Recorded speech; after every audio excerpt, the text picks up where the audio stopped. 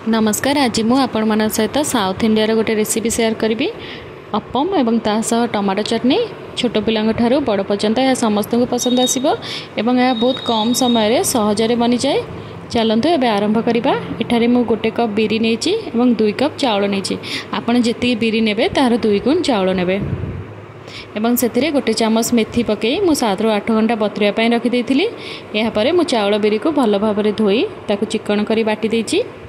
तापर यह 5 ରୁ 7 घंटा पर्यंत रेस्ट करने रखीदे। 5 ରୁ 7 घंटा पर नॉर्मली आम चकुली पिठा प्रस्तुत करें जी आण को पतला रखी था से अनुसार से पानी दे गोल देवे। एबे से मु स्वाद अनुसार लुण पकई यहीपरी भाव गोटे पियाज को छोट छोट कर काटिकी पकई एवं किसी कंचा लंका को काटिकी पकई एवं से किसी भूसंग पत्र पकई यह को भल भाव गोल देवे। एबे अपम मेकर मु तेल दे से भाव आण को दे देछि।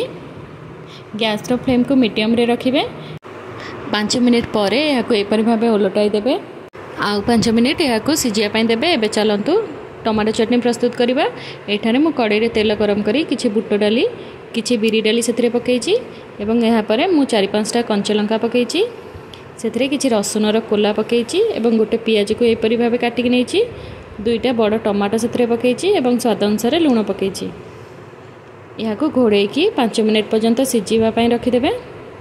एबे देखंतु टमाटो भल भाव सिझीगलानी।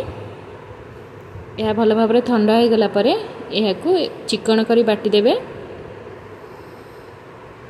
एबे कड़ाई रे तेल गरम करी मु किछि सोरिष एवं भूसंग पत्र रो छुंक दे देछि चटनी रे। एबे हमर अपम एवं टमाटो चटनी प्रस्तुत हो गला। यह को बनातु खातु केमिति लागिला कमेंट बॉक्स रे निश्चय जनातु। लाइक शेयर एंड सब्सक्राइब करिया को जमा भी भूलिबेनी। रहउची जय जगन्नाथ।